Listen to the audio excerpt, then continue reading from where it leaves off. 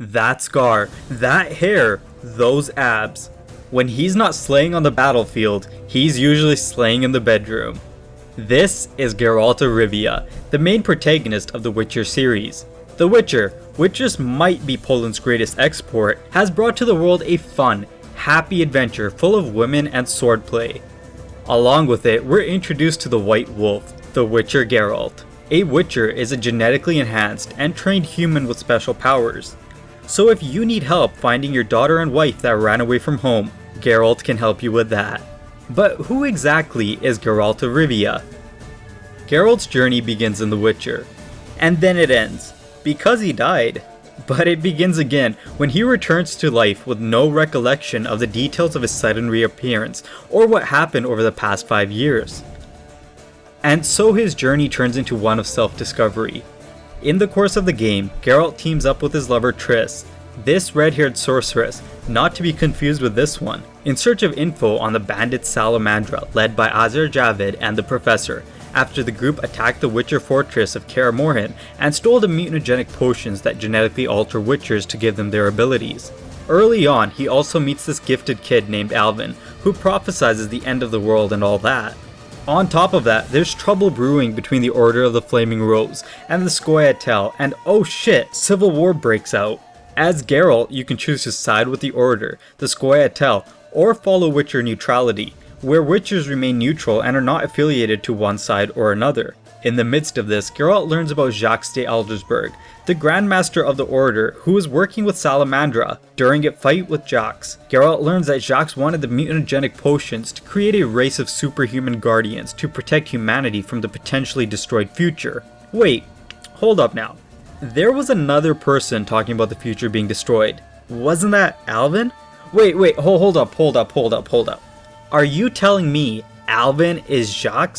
Well, that's exactly what Geralt finds out. Turns out Jacques is Alvin from the future. And in another twist of fate, Geralt stops an assassination attempt on King Foltest and finds out that the dead assassin is another Witcher. Talk about a lot of plot twists going on here. Well, this leads to The Witcher 2, where Geralt has attained a level of respect within Temeria due to his action in Vizima.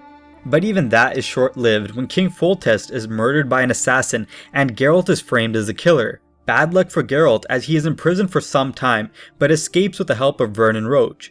On his new journey to clear his name, Geralt comes across Letho, a man he previously knew but has no recollection of due to his amnesia. Turns out Letho is a Witcher of the Viper School and the monk who killed Foltest. Murder aside, there's also more romance in The Witcher 2.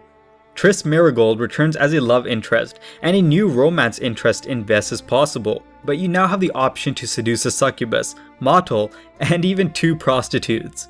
Finally, after a grand and enjoyable adventure in The Witcher 2, in the end you are given the option to either kill Letho or to let him go, and depending on the decision you make, could greatly affect the battle of the humans versus the non-humans. So much of the Geralt we see in The Witcher remains in The Witcher 2. And so we come to Geralt's recent journey in The Witcher 3, The Wild Hunt. After clearing his name and taking a break, Geralt goes on another journey to find out what happened to Geralt's adopted daughter Ciri and to find his potential love interest Yennefer. In his quest for Ciri and stopping the Wild Hunt from obtaining her elder blood, Geralt sides with Nilfgaard and other groups. It's a pretty simple yet also confusing journey. And yet again, there is still hate between the humans and non-humans. Geralt must walk the middle path throughout the games, playing the human stereotype while still being beyond human. All the while, Geralt must also fight against the Wild Hunt while still looking for Ciri, which is no easy task. To top it off, there is a much more interesting romance option between Triss and Yennefer. Do you choose Triss, who has sided with you throughout the past few games, or do you go for Yennefer with her oddly lovable resting bitch face? More choices, more outcomes, and more decision making as Geralt. So we come back to the main question. Who is Geralt of Rivia?